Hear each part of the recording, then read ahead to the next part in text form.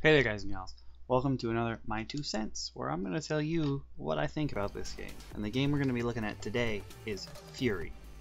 And it just came out on the PSN and Steam, I believe. I'm not sure if it's on Xbox One. I'm pretty sure it's not on the Wii U. But it's got a very Afro Samurai vibe, if Afro Samurai were a cyberpunk game. Now, what you're seeing here is footage from the story mode. And the story mode is kind of bare bones because this is basically a boss rush game. If you want to get a feel for what the game is about, look at Hyper Light Drifters, or rather, think Hyper Light Drifters boss battles. This game is basically just a boss rush. You can walk forward. You can walk around if you want to, or you can just tap a button and it'll automatically make your character walk forward. And usually you have a companion who will tell you things about the background of the world and stuff while you walk forward. So I don't really understand why they gave you the option to walk anywhere at all if the game will just do it for you. Then what's the point really? What's the point of any of this really? The game itself is actually quite short. It's about 3 to 4 hours, but the way the game is set up, you're not really supposed to be playing it to be kind of immersed in the story. It's to see how fast you can defeat each of the bosses. Now, when I started the video, you saw me walking around. If you opt not to hit the button to automatically walk forward into the next battle, you can wander around. But the thing is, every time the camera changes, your controls change as well. Or rather, it stays the same until you decide to stop moving the stick. So it's really hard to wander in the game because every time the camera changes, you kind of lose control of your character. And while the combat is fluid, the developers insist the game touts itself on really tight controls. But the thing is, this is a game about combat, it's a game about timing and precision. And in this game, when you hit a button, your character doesn't exactly do exactly what you tell it to do the moment you hit the button. It's actually kind of delayed, so a lot of the times, like when you want to get a perfect parry, that was not a perfect parry, that was a full charge slash. But when you want to get a perfect parry, you often have to hit the button before the enemy actually hits you, which doesn't really make sense to me in a game that's all about precision and tightness. Why you would have to hit the button before you want your character to do something. That just seems, I don't know, it seems kind of silly to me. That being said, that this game is based on timing and precision, another thing it's a very strange design choice that the developers decided to add slowdown to the enemies. So, as we'll get in combat here, you'll see that occasionally when you're fighting a boss, they'll be in the middle of an attack and the game will slow down. Like it'll be like the Matrix, you'll go into bullet time. But in a game where you're supposed to be doing things based on timing and precision, the flow of battle is absolutely ruined by the fact that all of the bosses occasionally slow down time. They don't do it every time, they just do it most of the time, which can be absolutely infuriating. Like I'm someone who plays a lot of fighting games, and coming from that, the slowdown effect, when unnecessary, is absolutely ruinous to the gameplay. As you can see here, I'm using the dash mechanic. So the dash mechanic can be charged, and what it does is it gives you invincibility frames. But remember how I said before, when you do something, your character doesn't do it right that second? When you dash, you're not invincible right away during your dash, and sometimes the hitboxes on it are totally wonky, and you'll be near the end of your dash, but not quite, and it'll count as you having hitboxes, which is also exceptionally ruinous to a game that touts itself on its precision and tightness.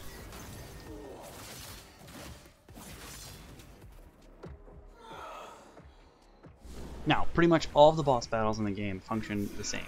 You have 3 lives, and the boss has a certain number of health meters based on how many squares they have on the right.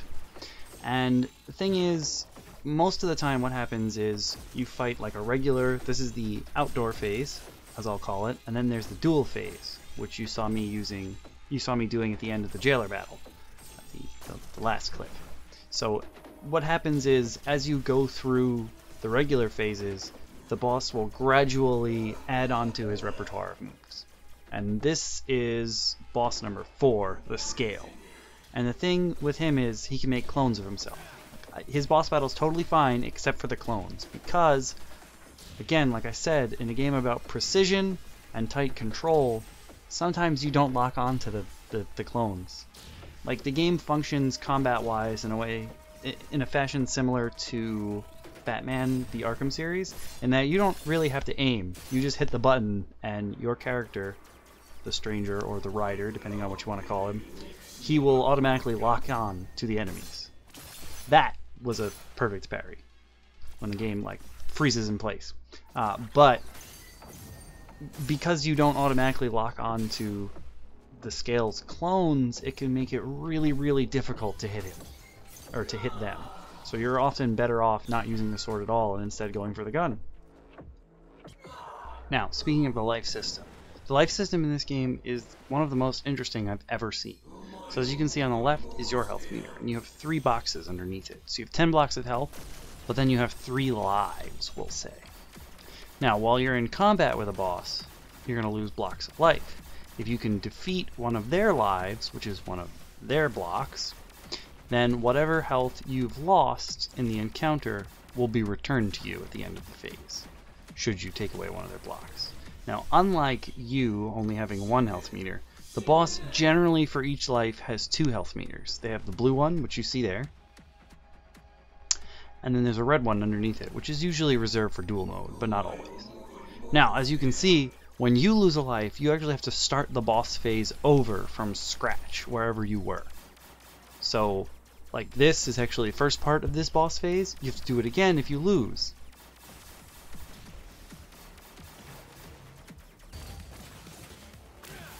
Speaking of interesting design choices, the 5th boss, the Hand, there's something really weird about his boss battle arena. You see how wide open it is?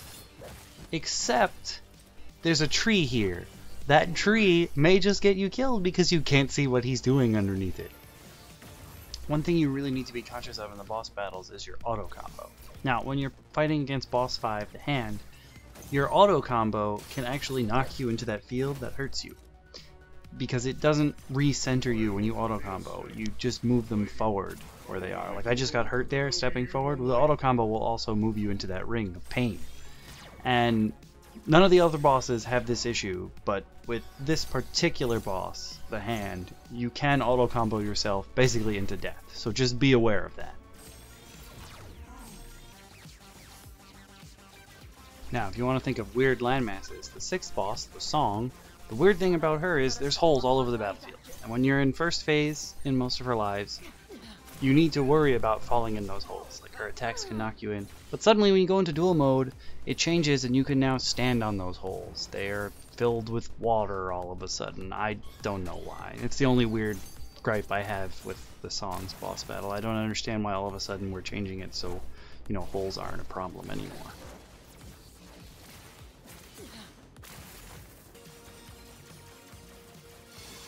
Two very important details about the life system in this game are, one, that you gain health back for parrying melee blows, as you'll see in a second.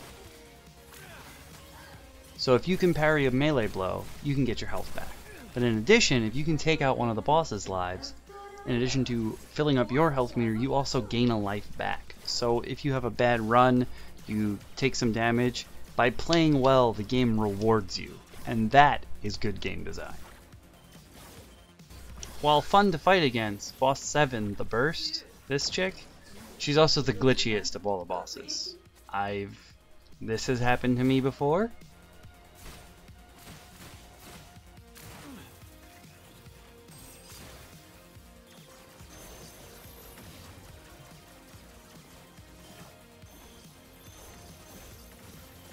When you need to restart your game to beat a boss, something's wrong. I'm not sure it's technically a glitch. Something that also happens kind of frequently during this boss battle is that the burst will actually pop up walls right underneath you and it'll get you stuck. And that's kind of a death sentence because you think you can move but you can't. And in addition to that, every once in a while you'll start a phase against the burst wherein all of a sudden you can't move and you basically just die because she's a sniper and she can kill you in one shot.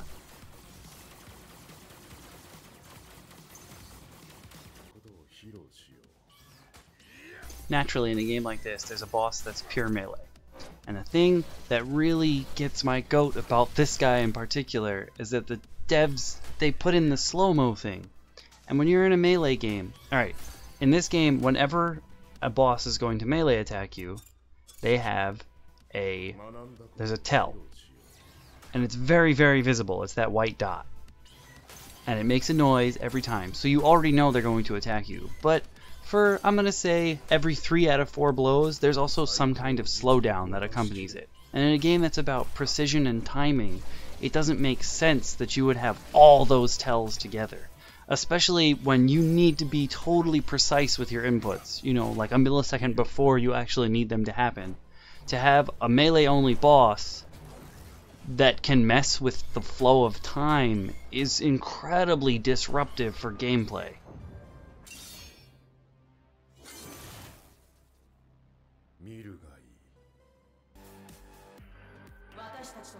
I really think they named this game Furi because of the wink wink final boss. This guy is absolutely infuriating.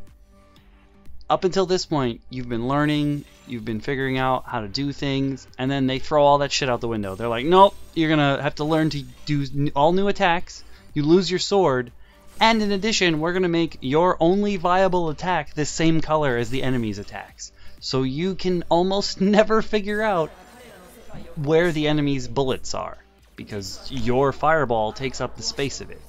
And in a game that's about learning what your opponent is doing, to then take everything you've learned and just throw it out the window in the wink wink final battle is just atrocious game design wise. The final phase of the final boss battle is awful. I hate it. Because what they did was they've taken bullet hell elements this entire game. It's true. They've definitely taken bullet hell elements. But bullet hell elements that are necessary to combat what they've done should also have been implemented. In this game, you fire your regular gun, which is the only thing that can take out projectiles in this form, with the right stick. So there's no button, no straight button to fire. So you end up needing 3 hands to do this properly, which is terrible. I don't understand why you would make a bullet hell section that can't be controlled bullet hell wise. It made it so hard. Look, I'm not saying Furi is a bad game by any means. It's just got some stuff it needs to work on if it wants to be real perfect. But at $25, I'm gonna say I would wait. It's free for PS Plus members right now, so that alone, definitely go right ahead, go download it. But for $25 for a game that's 3 to 4 hours long, just not really worth it in my opinion. Unless you really intend to speedrun the crap out of this game, I would say definitely don't pay full price for it. But that's just my 2 cents.